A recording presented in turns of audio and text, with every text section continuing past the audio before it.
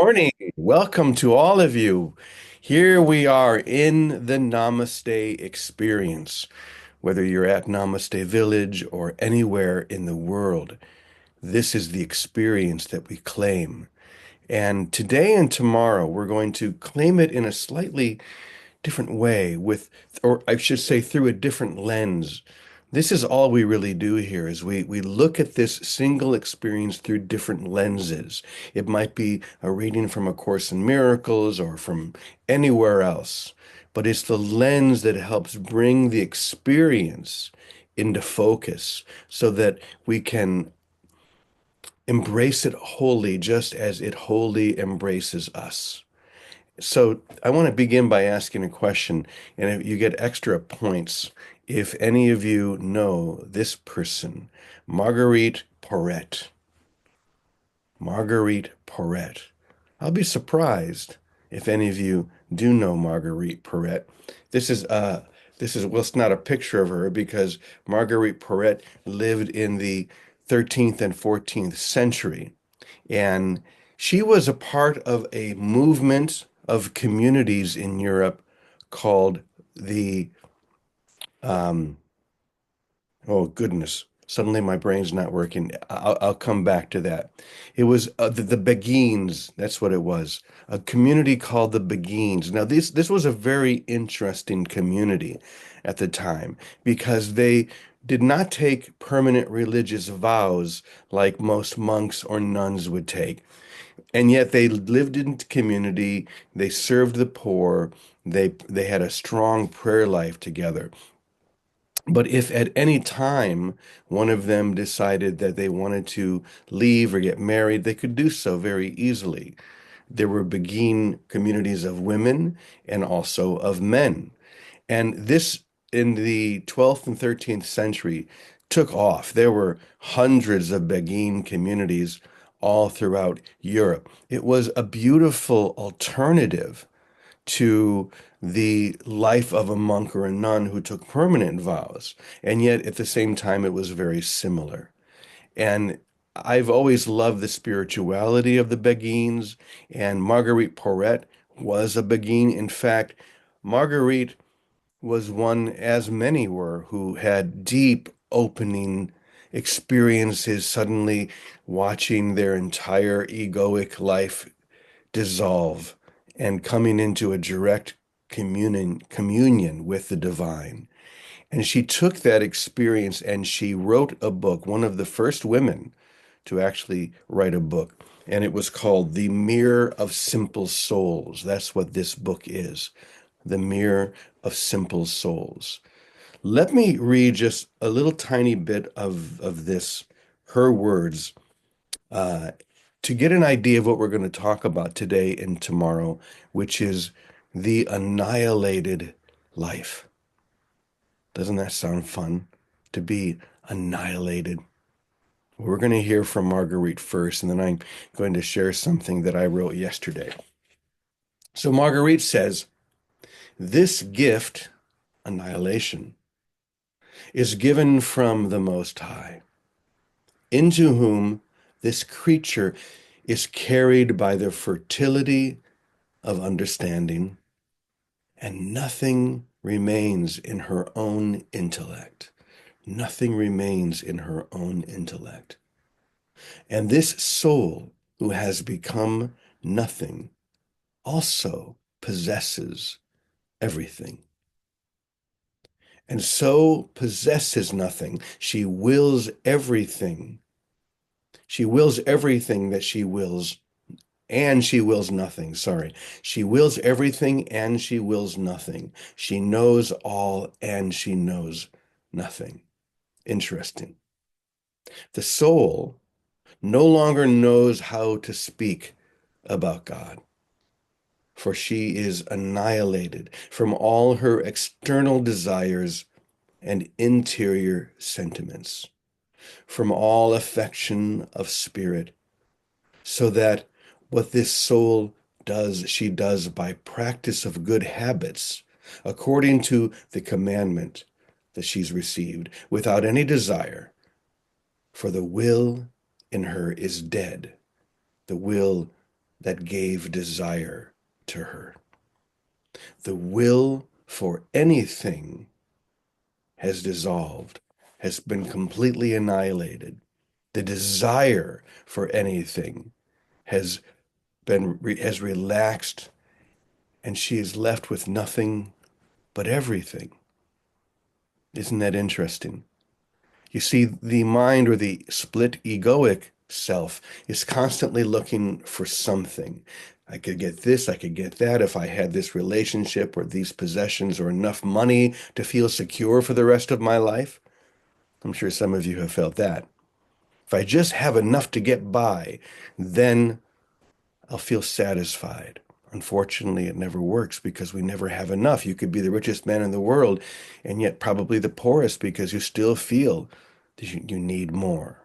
Or the anxiety still rests beneath all of those possessions. What if I lost them? Who would I be then? But in this case, in the annihilation of the mind of everything, when everything is given to the divine, telling the divine, use me, suddenly we're stripped of all of those things and we're left with everything. Everything is enveloped within us. Everything that we could ever need or possibly want is given to us without effort. So we talk here a lot about dissolving. I actually like this idea of being annihilated more. And so what I want to do is I want to read something that I've been working on. It might turn into something bigger, perhaps a book. This is usually how my books go. I work on it for a time. I just write things out, and after a while, it starts to take shape. And I'm exploring this subject of annihilation, not just through the writing, but through my own life. What does that feel like to give everything, to offer everything to the divine so that there's nothing left of me and only thee have remained? Thy grace, thy love, thy holiness, so that I become so empty that I am nothing more than a blank canvas upon which the divine can paint the most beautiful picture. So once again, the effort, the need to do anything, to have anything, to be anything on my own dissolves or is annihilated. And so it is only the divine that is working through me. I think one person that I think really inhabited this that we discuss once in a while is Ananda Ma. There at Namaste Village, right in front of the computer, there are three pictures: Yogananda, Ananda Mayama, and the Master Teacher. These are actually three people who I think had been so devastated by grace, so annihilated by love that there was nothing left of the separate self, and so they became a clear channel for pure love, for the divine, whatever you want to call that.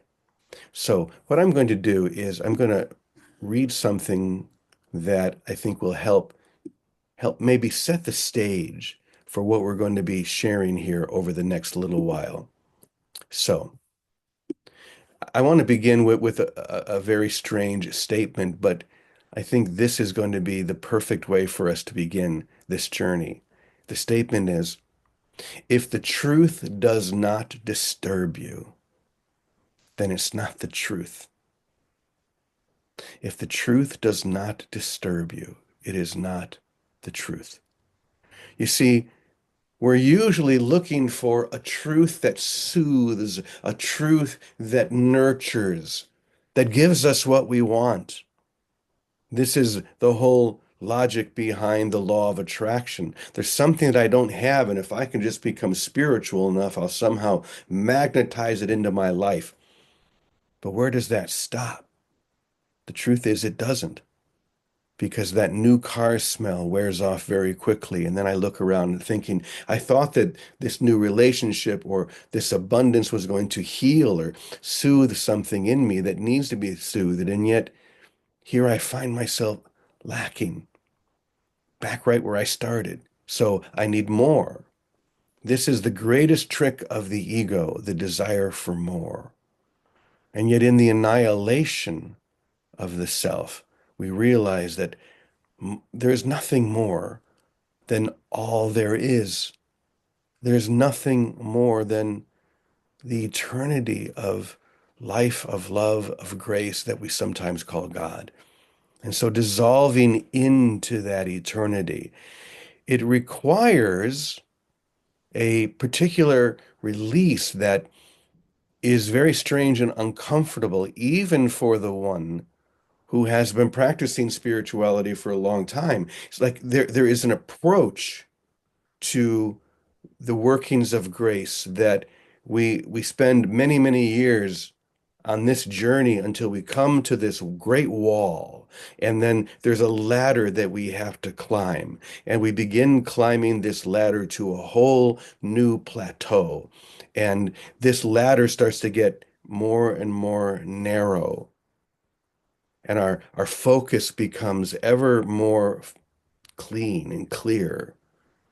And this narrowing, this dissolving is disturbing because it means that we have to leave behind everything that we thought was important or valuable. Everything that we thought we needed or wanted begins to leave us, and we find ourselves annihilated by love. So once again, if the truth does not disturb you, then it is not the truth. So there is a life that is so subtle, so completely spacious, and so incredibly hidden that very few are able to recognize it when it arrives.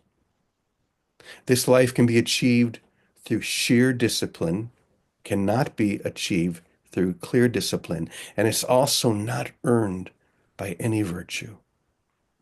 This is the life that remains when every outer image of self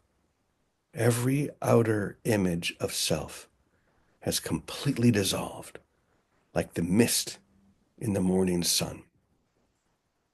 You cannot reach this place by any effort on your own. You cannot build a bridge to it with good deeds or pure intentions. You cannot construct it out of prayers or spiritual practices, no matter how sincere they may be. This life dawns only when the soul, and this is important, only when the soul, weary of its own striving, lets go.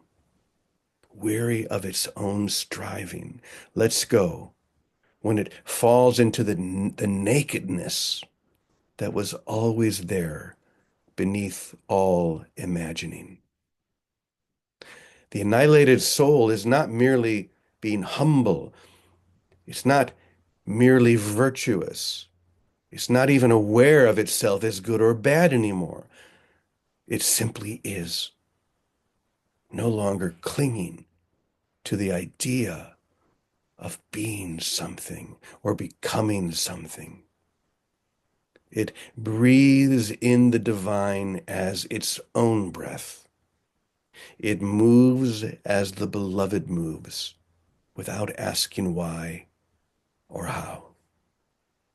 So, this journey toward this life is a dangerous one, not because it's violent, but because it undoes everything the mind cherishes and protects. Doesn't that sound fun? Dissolving everything the mind cherishes and protects. The one who undertakes this path must be willing to lose not only their illusions, but even their desire for reward. They must consent to vanish without a trace. Wow. Not into darkness, but into light so vast it cannot bear the name light. First comes the undoing of striving, the blessed weariness of the soul that has tried every path and found them all wanting. I'm sure you've all felt that. Then comes the holy dying, not the death of the body, but the death of ownership, the surrender of my will, my virtue, my way. Finally comes the life beyond life, of a way of being so simple, so direct, that it needs no explanation. The annihilated life does not seek to become anything other than what it is. It does not even seek to be. It simply rests in what already is, silent, alive, and unafraid. So, when you hear this, you may feel resistance. That's normal. You may sense a part of you that's clinging and protesting, or even grasping for something to hold on to. This is all very natural. Even the letting go must be let go of. Even the letting go has to be let go. And when you find yourself saying, I do not even know who I am anymore, and when this confession no longer brings fear, but a deep, trembling peace, then you will know that you've entered the threshold of the annihilated life. This is not a path for seeking personal improvement. Quite the opposite. It's not a way for those who wish to become better versions of themselves. It is a calling for those who are willing to lose everything. And in losing everything, to find what was never lost. So, step forward, little soul. There's nothing left for you to protect. The mirror has gone still. Now you have but one final thing to do. Step through that mirror into eternity. So this is the annihilated life. Once again, it seems very violent. It feels as if we've lost everything. But the truth is, in this great dissolving, we gain that which was never lost. We see that which could always be seen, and we know that which has always been known in the deepest recesses of our being. We know that which has always been known, but which we've blinded ourselves to, we've closed our eyes to because of some fear that to be, to see, to allow everything is somehow this container can't hold that. That's because we still have this association of mind and body, that somehow it has to be contained here within this consciousness. And the opposite is true. The consciousness is the prison. This consciousness is what has been holding us captive. And so the dissolving is the releasing into the all.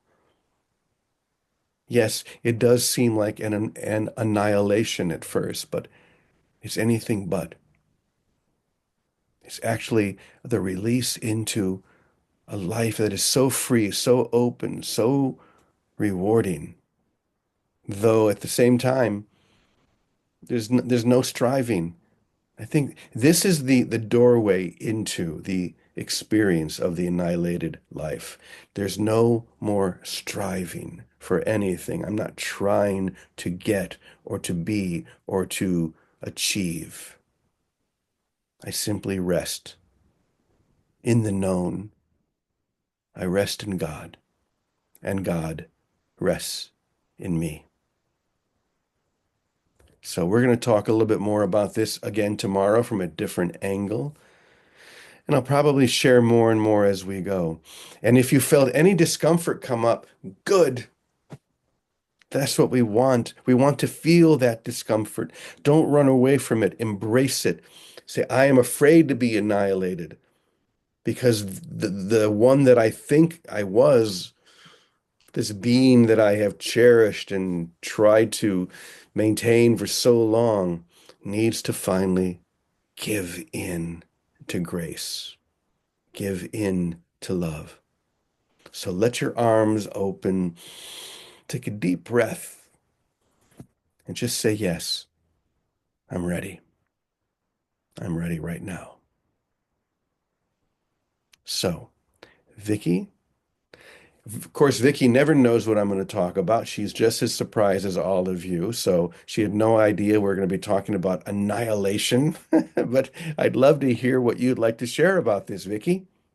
Hey, Brother James. Well, I didn't know about the Beguines, but I'm very glad to. And see the thread of awakening that has been throughout the history of time and space, whether it was with the Egyptians, the Taoists, the Beguines, the Desert Fathers, the universal experience of nothingness, of what you're calling that annihilation moment. That's a universal experience. In the Course in Miracles, that's what he calls a miracle. It's a shift into that spaciousness. It's a shift out of perception with concern for time and space into that spaciousness that doesn't exclude time or space, doesn't effort with time and space. It just allows everything. I think probably what you were saying at the end were um, the best rhythms to go with of resting. That rhythm of resting as we rest into the present moment, wherever we are annihilated because the world of time and space is what effort is. It's what striving is. It's what replacing God has been. It's what making up ourselves has been. And we have grown very attached to what we've made up. We've all grown attached to it, to labeling and naming ourselves and the trees and the birds. So letting go of the desire to maintain that attachment is what this is about. And when we rest, whether you call it just rest in the spirit, call it Taoism, call it Course in Miracles, it doesn't matter the language. The experience is universal. When we, and I see this very personally every day, that desire for efforting is a desire for resistance. Any effort or drive is two things. It's some desire that's come up that I'm attached to, and or something I'm resisting. This state of spaciousness is such an openness, and I don't know it all the time. And like most of us, I would bet here, we flip into that by grace. It's like a surprise when that happens. It's not by, working at it or meditating for it. It just all of a sudden, it's like a curtain parts. And we're in that spaciousness. And the experience is realizing nothing ever was in the way. Not all the silly ideas of form and time and space and desires. It wasn't in the way. The only thing that made it in the way was and this is what you started with, James, our will. When we will for particulars, any particulars, we're willing for the whole ball game. We've willed for all of separation, not just for that special little thing we think we want. We've willed to make all of separation, body identity, world of time and space, our identity, our reality. And that's what's falling away. That's what's, I guess, being annihilated, but falling away. And one of the gifts, and the Beguines had a sense of it because they were a community together doing this. No different than we are a community ordained by definitely not our individual wills and thinking, but we have all responded to a calling to be joined in prayer to one goal, the prayer that we say every day, that we have one goal, one purpose. And we have given each other the strength of our will to only desire that and to allow all other desires to come and hopefully pass. all resistances to come and hopefully pass and let them go. It's only when we wrestle with them, when we decide to do something with them, that we block that free flowing river, the river we were talking about yesterday, the other day. When we block the river, we've blocked it with some little identity that we're not.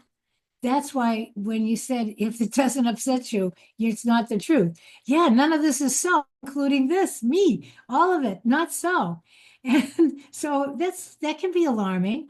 But when we rest into it and we somehow that veil opens by grace, the experience is so clearly that nothing is lost, nor could anything ever be lost. The idea of loss is inconceivable. The idea, the idea of seriousness is inconceivable too. That's why those that live in that spaciousness, except you be like a little child, children live in that freedom. That's why they're not threatened and they're willing to jump off roofs and think they can fly. They are living in that experience. And very often they do crazy things and they don't get hurt. I've seen tons of kids do that because they're not identified with the limitation anymore. They've rested and they are being energized through that spaciousness. What happens with us as we get older is we identify more with the limit. Now that we're identifying with the freedom, let's just rest into it and enjoy it.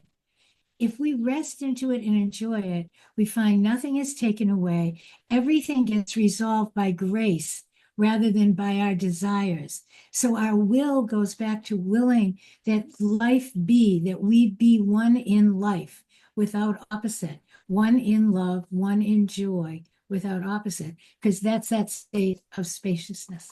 I love you. Thank you, Brother James. Thank you, Vicky. Beautiful as always. One final thing that I want to say about Marguerite. So when she wrote this book, The Mirror of Simple Souls, it became such a phenomenon in that part of Europe, in France and parts of Germany, that people were just clamoring for the experience, just as we are. And the experience was essentially that complete dissolving into grace. And she was brought before the Inquisitor because of it. And it was decided that she had to recant. She was put into prison and told, you have to recant this. She said, how can I recant it when I am that? When I am the experience itself? And they said, you have to recant it or you're going to be executed. You're going to lose your life. But she realized that she had lost everything and had gained everything long before that. And finally, on June 1st of 1310, she was burned at the stake. This was the dedication of someone who was so dissolved that even the threat of death could not dissuade her. In fact, it's still reported that the people who were at that execution, that terrible thing, said that she entered with such peace, with such openness and joy, that it was as if the flames never even really touched her. So the annihilated life. We're going to talk more about this, and we're a little bit over time, but I see that our dear Scott is sitting there in the hot seat. So Scott, if you want to close us off with the short song, please go right ahead.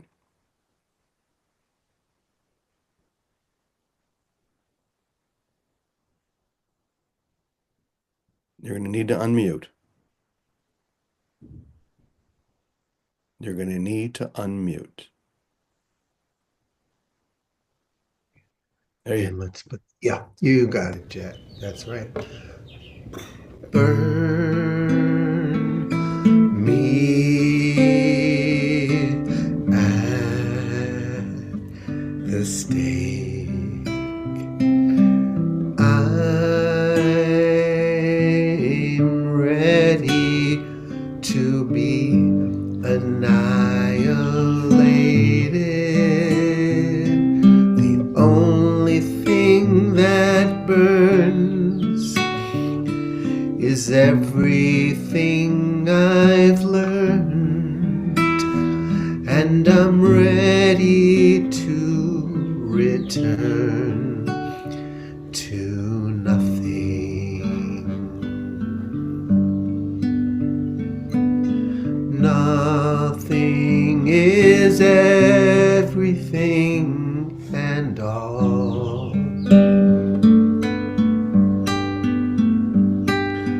Who I thought I was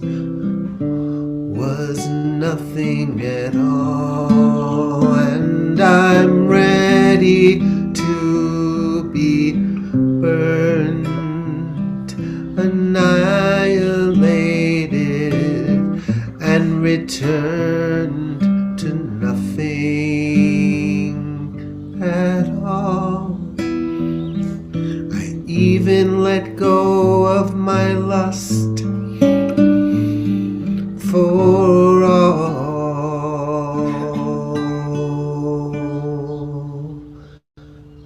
Enough. Enough. Wow. Beautiful.